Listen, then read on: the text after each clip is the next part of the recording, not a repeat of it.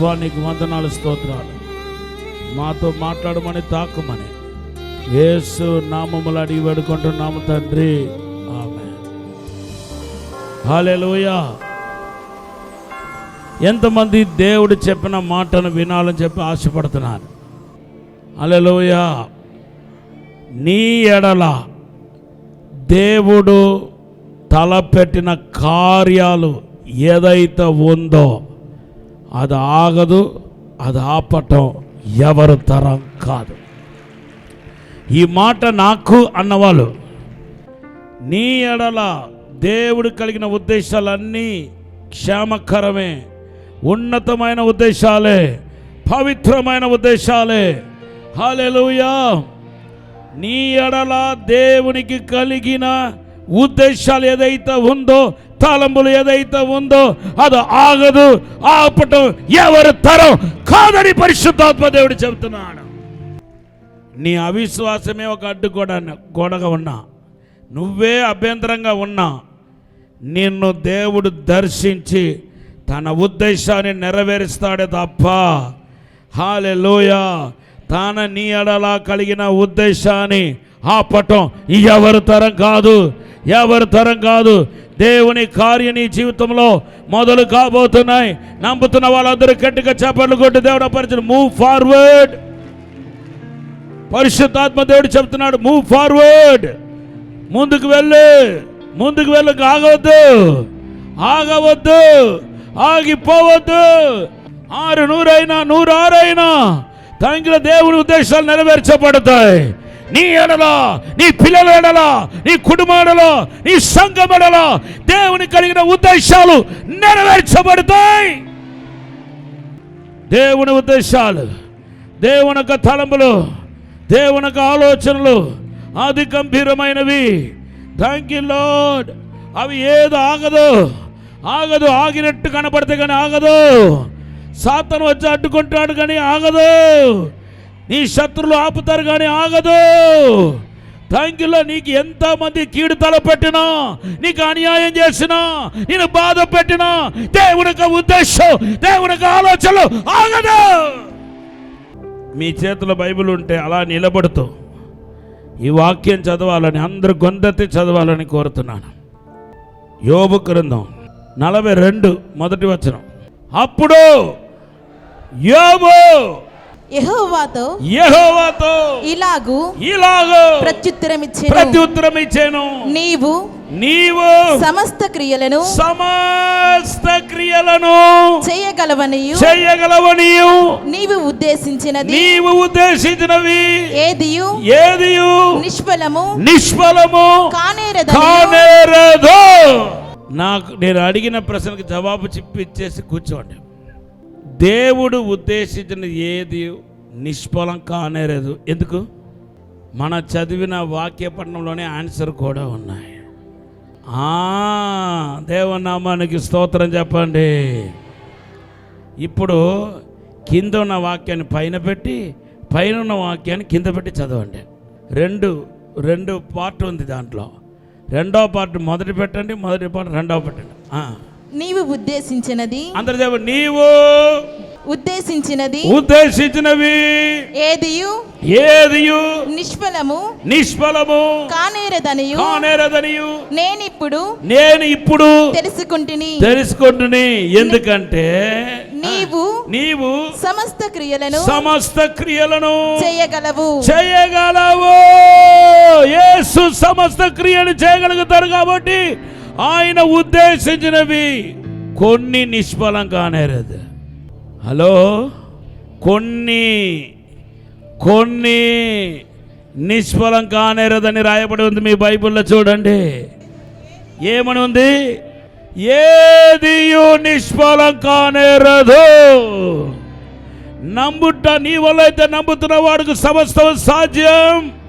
ఎవరైతే ఈ మాటను విశ్వసిస్తున్నారో ఇప్పుడే ఆత్మ మండలంలో దేవుని కార్యం మొదలైపోయింది.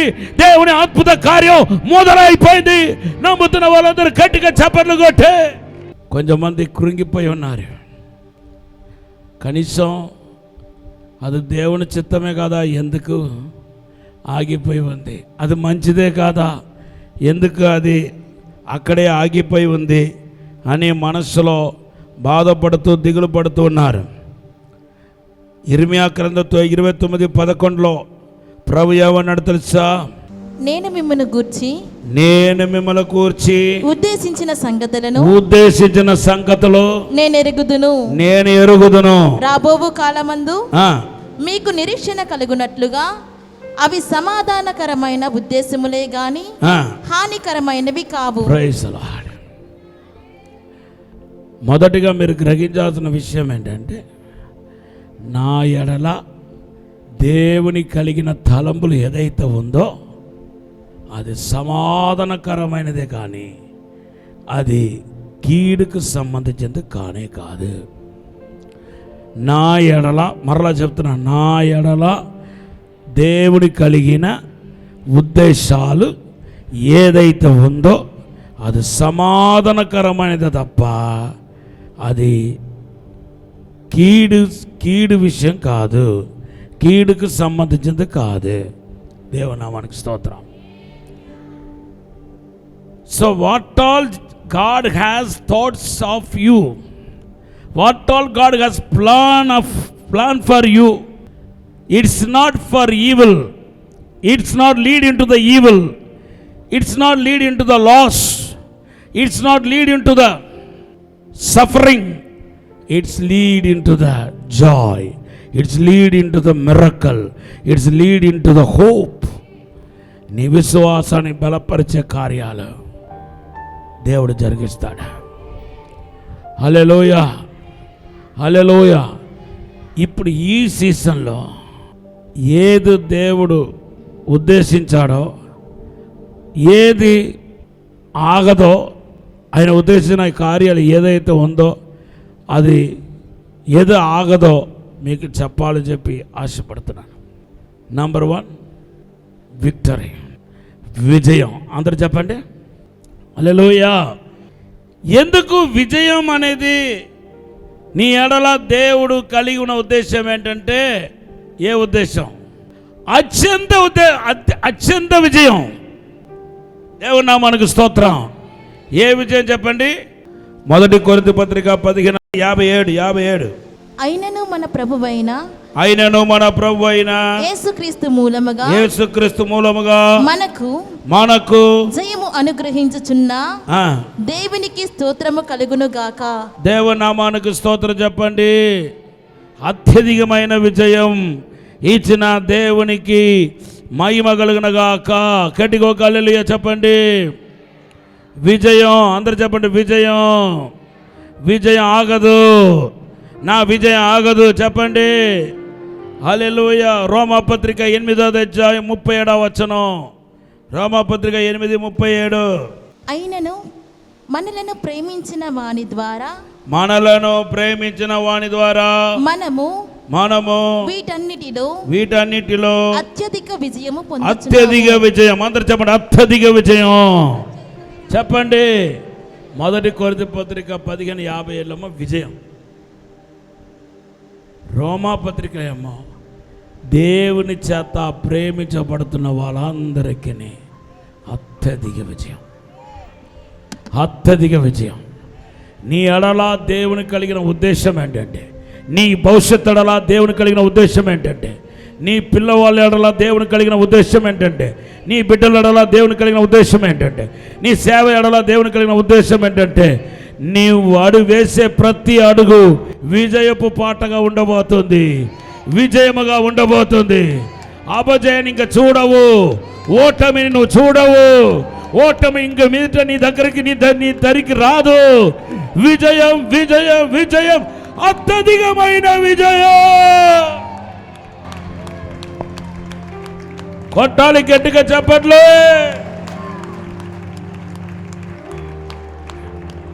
ఇది ఆల్రెడీ నిర్ణయించబడిన ఒకటి. It is already decided. దేవుని చేత నిర్ణయించబడిన ఒకటే నీకు రేపు నువ్వు పొందబోతున్న విజయం. It is already decided by God. మీరు చూడండి, మనలను ప్రేమించిన వాని ద్వారా అత్యధిక విజయమును పొందబోచున్నాము. ఎప్పుడో పొందబోచున్నాము అని రాయబడలేదు, పొందామని కూడా రాయబడలేదు. పొందుతున్నాము, పొందుతున్నాము, పొందుతున్నాము. అత్యధిక విజయాన్ని పొందుతున్నాము. Thank you lord. క్రీస్తు నందు నీకు విజయం ఆల్రెడీ ఉంది. నిర్ణయించబడిన ఒకటే. హల్లెలూయా. కాబట్టి మీరు ధైర్యంగా అడుగు వేయండి. నాకు నేనే కాదబ్బా, నన్ను బలపరిచిన వాణి అందు నేను అడుగు వేస్తా. విజయపు అడుగు వేస్తా, విజయపు అడుగు వేస్తా. Thank you. ఆత్మీయ జీవితంలో విజయం, హల్లెలూయా. సేవలో విజయం, నా ఫైనాన్స్లో విజయం, నా బిజినెస్లో విజయం. విజయం వెంబడి విజయం నేను పొందబోతున్నాను. గోలియాతు విషయంలో 1 సామ్యుల గ్రంథం 17వ అధ్యాయం 47వ వచనంలో దావీదు తనకు వచ్చే విజయాన్ని ముందుగానే చూస్తాడు. యుద్ధం యెహోవాది కాబట్టి నీ నుండి నాకు విజయం దేవుడు ఇవ్వబోతున్నాడు, నేనే జయించబోతున్నాను అంటున్నాడు. కొట్టండి గట్టిగా, చెప్పండి దినపరచండి. హల్లెలూయా. ఇప్పుడు చూడండి ఎంతమంది ఆయన విజయాన్ని అడ్డుకుంటున్నారో చూడండి. 1 సామ్యుల గ్రంథం 17:42లో సాతాన్ని రిఫ్లెక్ట్ చేసే, దురాత్మను రిఫ్లెక్ట్ చేసే గోలియాతు ఆటంకపరుస్తున్నాడు. 1 సామ్యుల గ్రంథం 17:43 చదవండి. శపించాడు. మామూలుగా కాదు, డబుల్ అన్నమాట. మనం శపిస్తేనే శాపం జరిగిపోతాయి. శాపాలన్నీ మన మీదకి వచ్చేస్తాయి. ఎవరి మీద శాపం పలుకుతున్నామో వాళ్ళ మీదకి శాపాలు వస్తాయి. ఎందుకంటే మన నాలుక వశ జీవమరణం ఉంది. వీడేమో తన ఆరాధిస్తూ గొలుస్తున్న దేవత చేత శపించాడంట. హల్లెలూయా. 1 సామ్యుల గ్రంథం 17:43. దేవత పేరిట ఎవరిని తీసుకొస్తున్నాడు? తన దేవులందరిని తీసుకొస్తున్నాడు. నేను ఒక్కటి అడుగుతున్నా, కరెక్టా చెప్పండి. దేవత పేరిట శపించినప్పటికీ దావీదు విజయము ఆగిపోయిందా? ఆగలేదన్న వాళ్ళందరూ ఒక హల్లెలూయా చెప్పండి. నీ పక్కన 1000 మంది పడినను, నీ కుడి పక్కన 10,000 మంది కూలినను అపాయ నీ యొద్దకు రాదని చెప్పిన దేవుడు నీకు ఈ నెల పాటు, ఈ సంవత్సరం పాటు ఆయన రాకడ పర్యంతము నీకు అత్యధికమైన విజయం ఇవ్వబోతున్నాడు. ఈసారి ఆయన సహోదరులందరూ ఒకటైపోయారు. యోసేపు సహోదరులందరూ ఒకటైపోయి యోసేపుని ఎలాగైతే ఒంటరిగా విడిచిపెట్టారో అలాగే వాళ్ళందరూ ఒకటైపోయి అతని మీద తిరుగుబాటు చేస్తున్నారు. విజయం యుద్ధాని కోసం దావీదు సిద్ధపడతా ఉంటే ఇప్పుడు ఆయన చెవులో ఏం పడుతుందంటే, నువ్వు యుద్ధానికి ఎందుకు వచ్చావు, గోలియాతుతో ఎందుకు యుద్ధం చేయాలనుకున్నా, నీకు గర్వం, నీకు అహంభావం, నీ క్యారెక్టర్ బాగోదు. రే, ఇప్పుడు క్యారెక్టర్ గురించి ఎందుకురా మాట్లాడుతున్నావు? నేను ఎలాగ ఉన్నా నా కోసం యేసు రక్తం కార్చాడు కాబట్టి ఆయన రక్తం వలన నేను నీతిమంతుడిని. రోమా 5:9 ఉంది. నీ క్యారెక్టర్ గురించి మాట్లాడుతున్నారు. ఎవరు? దావీదు ఒక తోటి సహోదరుడు. క్యారెక్టర్ అసాసినేట్ చేస్తున్నారు. ఏదో మన గురించి ఏదైనా నీకు చదువులేదన్నా ఏం పెద్ద బాధ రాదు, కానీ ఎవరైనా క్యారెక్టర్ గురించి మాట్లాడితే ఎవరికి సహించరు. నువ్వు చేయలేని తప్పును చేసినట్టుగా నీ క్యారెక్టర్ అసాసినేట్ చేస్తే మాత్రం ఎవరు ఊరుకోరు. బలహీనమైన వాళ్ళకి ఎవరైనా క్యారెక్టర్ అసాసినేట్ జరిగితే కృంగిపోతారు. ఇలా నిలబడే వ్యక్తి కృంగిపోతారు. దొంగను దొంగ అంటే ఏమనిపించదు వాడుకు, కానీ దొంగతనం చేయలేని వాళ్ళని దొంగ అంటే కుచ్చుకుంటుంది. అపవిత్రంగా లేని వాళ్ళని అపవిత్రులు అంటే కుచ్చుకుంటుంది, లోపల పొడిచినట్టుగా ఉంటుంది. నీ క్యారెక్టర్, వాడి క్యారెక్టర్ బాగోదని నీ మీద ఎవడైనా నేరారోపణ చేస్తే నీ హృదయాన్ని పొడిచినట్టుగా ఉంటుంది. అలా కొంతమంది ఉంటారు. బయట నుండి కాదు, నీ ఇంటి వాళ్ళే నీకు శత్రువు, నీ ఫ్యామిలీయే నీకు శత్రువులుగా తయారవుతారు. కొన్ని సమయంలో ఎవడో వచ్చి నీ మీద బురద చల్లించడం కాదు, నీ వాళ్ళు, నీ ఇంటి వాళ్ళు, నీ చుట్టూ ఉన్న వాళ్ళు నీ మీద నేరారోపణ చేస్తారు. మీరు ఏమన్నారు అప్పుడు? ఏమన్నారు అప్పుడు? ప్రభు, నా గురించి చెడుగా మాట్లాడుతున్నారు తండ్రి, నేను చచ్చిపోతాను ప్రభా, నాకు బ్రతకాలు లేదు ప్రభా, గోదావరిలో దూకుతాను ప్రభా. గోదావరిలో నీళ్ళు లేదు, ఇప్పుడు దూకిన కూడా చచ్చిపోవు. హల్లెలూయా, హల్లెలూయా. ప్రభు అంటున్నాడు, నా దాసుడు తప్ప చెవిటి వాడేవాడు. నువ్వు నిజంగా విజయం పొందే దాసుడైతే ఎవ్వరు ఎన్ని మాటలన్నా నీ చెవులు మూసుకొని పోవాలి. గట్టిగా చెప్పలు కూడా తప్పరచండి. హల్లెలూయా. ఒక మీటింగ్లో ఎవరి ప్లేస్లో వాళ్ళు నిలబడి ప్రార్థన చేయండి అంటే ఒక ఆవిడ మాత్రం ఇలా వచ్చేస్తుంది, ఆగో అని కేకలేసిన కూడా వచ్చేస్తుంది. వాలంటీర్స్ వెళ్ళి మాట్లాడారు, డాడీ గారు అక్కడే ఉండి ప్రార్థన చేయమంటారు, ముందుకు రావద్దంటే ఆమెను తోసేసుకొని వచ్చేస్తుంది అనమాట. నాకు కోపం వచ్చేసింది. ఇంత చెప్పినా ఈ మనిషి వింటలేదు, నేను చెప్పినా వింటలేదు, ఆవిడ చెప్పినా ఆగట్లేదు అనుకుని ప్రార్థన అయిపోయిన తర్వాత ఆమె అంతు తెలుస్తాం అనుకొని ప్రార్థన చేసేసి, ఎందుకమ్మా ఇలా చేస్తావు, ఆగమంటే ఆగలేదంటే, మీరు ఎప్పుడైనా ఆగమన్నారు? మీరు ఎప్పుడైనా ఆగమన్నారు? మా వాలంటీర్ పోనీ నా మాట వదిలే, వాలంటీర్ వచ్చి అన్నారు కదా, ఆగమన్నారు కదా, ఎందుకు ఆగలేదు? మీరు ఎప్పుడు అన్నారు? ఎవరు వచ్చి అన్నారు అంటుంది. అప్పుడు కానీ నాకు అర్థం కాలేదు, ఆవిడ పుట్టుకునుండే చెవుడు ఉందంట. ఈ చెవుడు ఉంటే, ఆత్మీయ చెవుడుతనం ఉంటే, మీ పోయేవాడు వచ్చేవాడు కాదు, కానీ మీ అమ్మ నాన్న నీ తోడ పుట్టిన వాళ్ళు నిన్ను ఎంత ఆపటానికి ఎంత పన్నగాలు చేసినా, ఎన్ని నేరారోపణ చేసినా నువ్వు ఆగవు. నన్ను బలపరిచిన వాని యందు నేను ఏమైనా చేయగలుగుతాను. హల్లెలూయా. నీ భర్త ఆపలేడు, నీ ఆత్మీయ జీవితాన్ని, ఆత్మీయ విజయాన్ని నీ భర్త ఆపలేడు, నీ భార్య ఆపలేవు, నీ పిల్లలు ఆపలేరు, నిన్ను చుట్టూ వాళ్ళు ఆపలేరు, నీ దేశం ఆపలేవు, ఏ మనిషి ఆపలేడు. దేవుని స్వరం వినటానికేమో చెవులు షార్ప్గా ఉండాలి. ఈ లోకస్తులు, ఈ పనికిమాలిన వాళ్ళు ఉంటారు, వాళ్ళ పనియే నిన్ను పనికిమాలిన వాళ్ళుగా చేయటం, నిన్ను వెనకలాగటం.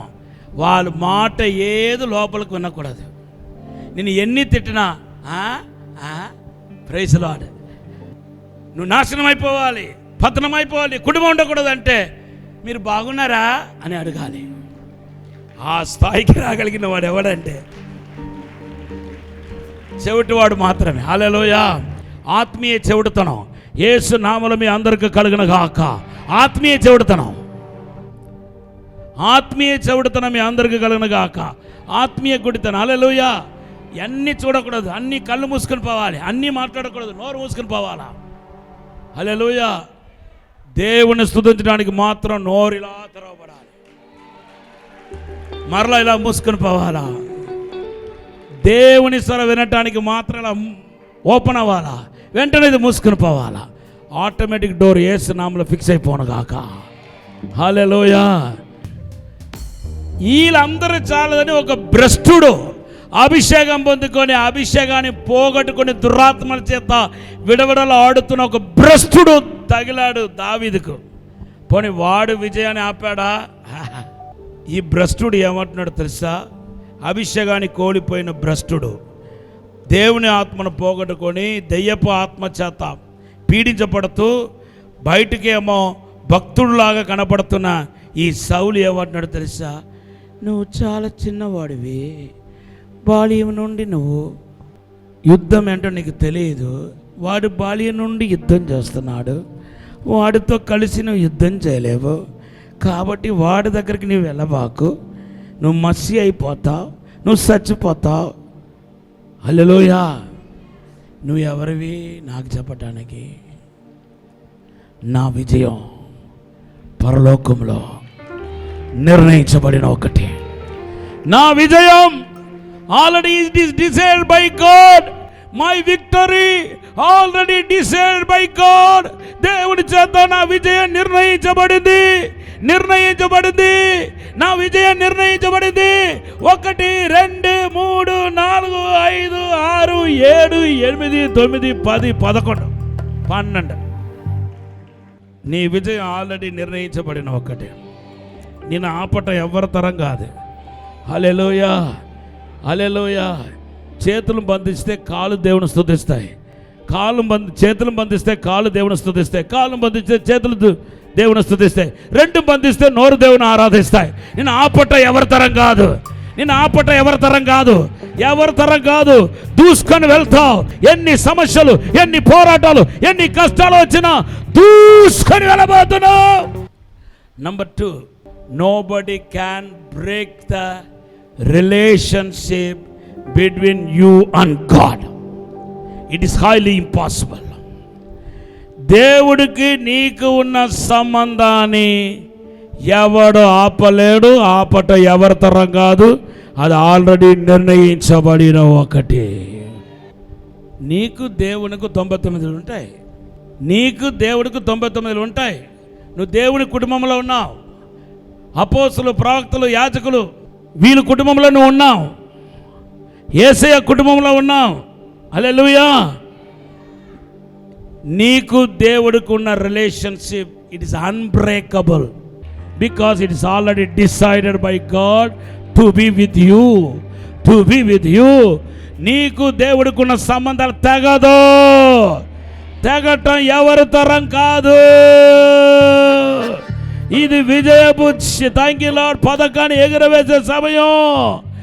దేవుడికి నీకు ఉన్న సంబంధాన్ని ఎవడైనా పాడు చేయడానికి ప్రయత్నం చేస్తే వాడే పాడైపోతాడు, వాడే నాశనం అయిపోతాడు, వాడే పతనం అయిపోతాడు. నిన్ను దేవుని ప్రేమ నుండి ఎడవాపు వాడు లేనే లేరు. 99 రాని, 99 రాని, కష్టాలు రాని, ఖడ్గం రాని, కరువు రాని, సమస్యలు రాని, ఏది రాని, నన్ను దేవుని ప్రేమ నుండి ఎడవాపు వాడలేడు. పరమగీత 4వ అధ్యాయంలో ప్రియురాలుకును ప్రియుడికి సంబంధం. వాళ్ళు ఇద్దరు ప్రియుని ఒక తోటలో తిరుగుతున్నారు.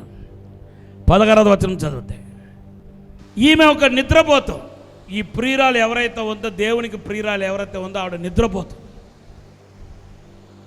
నిద్ర గనక తిండిపోతు, నిద్రపోతు, ఇది రెండు చాలా పోతులని చాలా పెద్ద పోతులు. ఏదంటే తిండిపోతు, నిద్రపోతు. ఏది ఆపుకున్నా నిద్ర ఆపుకోలేదు. ఈవిడ ఇంటికి పడుకోవడానికి వచ్చేసింది. 5వ అధ్యాయం పరమగీత 5వ అధ్యాయం 1వ వచనంలో, పరమగీత 4వ అధ్యాయం 16వ వచనంలో, అప్పుడు దాకా ప్రియురాలతో ఉన్న మనిషి ఇప్పుడు ఏమైపోతుందంటే ప్రియురాలను విడిచిపెట్టేసి, ప్రియుడిని విడిచిపెట్టేసి తన ఇంటికి వచ్చేసింది. బైబిల్ ఏమంది తెలుసా? ఆమెను వెతుక్కుంటా ఈ ప్రియుడు వెళ్ళాడంట. హల్లెలూయా. ఇది దేని చూస్తుంది తెలుసా? దేవుడికి నీకు ఉన్న సంబంధం తగదు. దీనిలో ఓటమి ఉండదు, ఇంకా ఓటమి ఉండదు. దేవుడితో ఉన్న సంబంధంలో ఓటమి లేదు. ఓటమి ఉన్నట్టుగా కనపడతాయి, ఆత్మీయతలు చల్లారిపోయినట్టుగా కనపడతాయి, ఎండిపోయినట్టుగా కనపడతాయి. ఓకే, నువ్వు ఎండిపోయినా నీటి వాసన చేత మరలా నువ్వు చిగురిస్తావు, మరలా బలపరచబడతావు, మరలా అభిషేకించబడతావు. దేవుడికి నీకున్న సంబంధం చెప్పండి, దేవుడికి నాకున్న సంబంధం తెగదు. చెప్పండి హల్లెలూయా. ఏమండి, యేసుప్రభు మన చూసి ఏమంటే తెలుసా? నేను నీకు శిరస్సు అయితే నువ్వు నాకు శరీరమై ఉన్నావు. శిరస్సు లేక శరీరం లేదు, శరీరం లేకుండా శిరస్సు లేదు. ఈ రెండు ఎప్పుడు ఏకమై ఉంటుంది. ఈవెన్ సావులు కూడా, మరణంలో కూడా మీరు చూస్తే తల సపరేట్గా శరీరం సపరేట్గా ఉండదు. ఎప్పుడు మరణంలో కూడా రెండు ఏకంగానే ఉంటుంది. నిన్ను దేవుని ప్రేమ నుండి ఎడవాపట ఎవరి తరం కాదు. 3వదిగా మార్కు సువార్త 10వ అధ్యాయం 48 నుండి 52 వచనాలు చదివితే, ఒకడు దావీదు కుమారుడా నన్ను గర్రించమని అడుగుతా ఉన్నాడు. ఇప్పుడు ఎవరో కొంచెంమంది వచ్చి ఆపటానికి ప్రయత్నం చేస్తున్నారు. ఇప్పుడు ప్రభు అని ఏమంటున్నాడు తెలుసా? ఆయన ఆపవద్దు, నా దగ్గర రప్పించండి, నా దగ్గరికి రప్పించండి అంటున్నాడు. మార్కు సువార్త 10వ అధ్యాయం 49వ వచనం. హల్లెలూయా. దావీదు కుమారుడా నన్ను కరుణించమని అడగటం ప్రార్థన. Nobody can stop your prayer. నీ విజయాన్ని ఆపలేరు, దేవుడికి నీకు ఉన్న సంబంధాన్ని ఆపలేరు. ఎప్పుడేమో నీ ప్రార్థన కూడా ఆపలేరు, నీ ప్రార్థన కూడా ఆపలేరు. నీకు ఒక ప్రార్థన సమయం పెట్టుకుంటే నిద్ర వచ్చినా పర్వాలేదు, ప్రార్థన గదిలో వెళ్ళి నిద్రపో, కానీ ప్రార్థన మాత్రం మానవద్దు. నువ్వు గట్టిగా ఒక హల్లెలూయా చెప్పండి. గుడ్డివాని ప్రార్థనను శిష్యులు కూడా ఆపలేకపోయారు. నీ ప్రార్థన ఆపట ఎవరి తరం కాదు.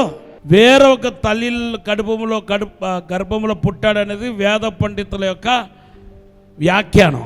అందుకొరకే చిన్ననాటి నుండి ఆయన దేంట్లో కలపకుండా వేరు చేసుకుండా వచ్చారు.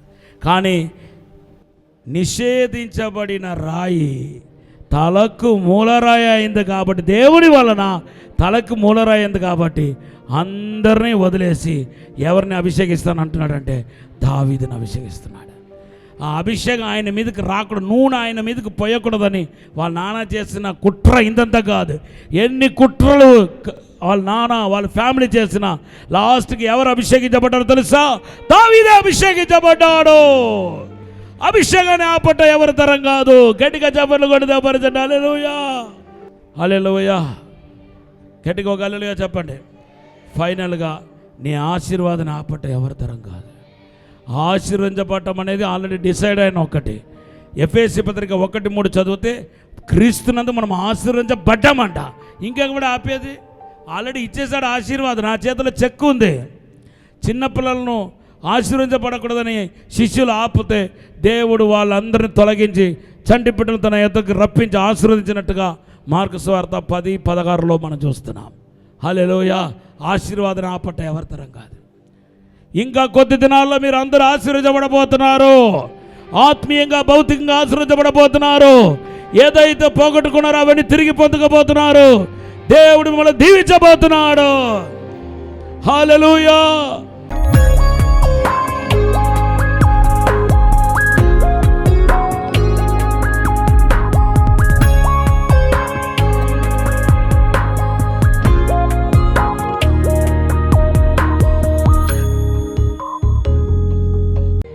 పరిశుద్ధము నమ్మకమైన పరలోక తండ్రి, నీకు వందనాలు, స్తోత్రాలు ప్రభా. మమ్మల్ని క్షమించి మన్నించి పరిశుద్ధపరిచి అయ్యా తండ్రి ప్రభా, మా జీవితంలో నిర్ణయించబడిన ఒక్కటిని ఎవడు దొంగలించలేడని, ఎవడు అపహరించలేడని ప్రభా, మా జీవితంలో ఆశీర్వదించబడతామని ఈరోజు మాతో మీరు మాట్లాడి ఉన్నారు ప్రభువా. యేసుక్రీస్తు నామములో ఇప్పుడే ఆశీర్వదించమని అడుగుతున్నాను. నీ మహిమతో నింపుమని అడుగుతున్నాను. నీ ప్రసన్నముతో నింపుమని అడుగుతున్నాను ప్రభా. విజయం వెంబడి విజయం దయచేయండి ప్రభా. ఆశీర్వదించమని దీవించమని యేసు నామములో అడిగి వేడుకుంటున్నాము తండ్రి. ఆమేన్, ఆమేన్, ఆమేన్. అందరు గట్టిగా చప్పట్లు కొడుతూ పరిచయం. హల్లెలూయా. విశాఖపట్నంలో దహించు అగ్ని అద్భుత అసాధారణ కూడిక జూన్ 13వ తేదీన ఉదయం 10 గంటల నుండి ప్రారంభించబడును.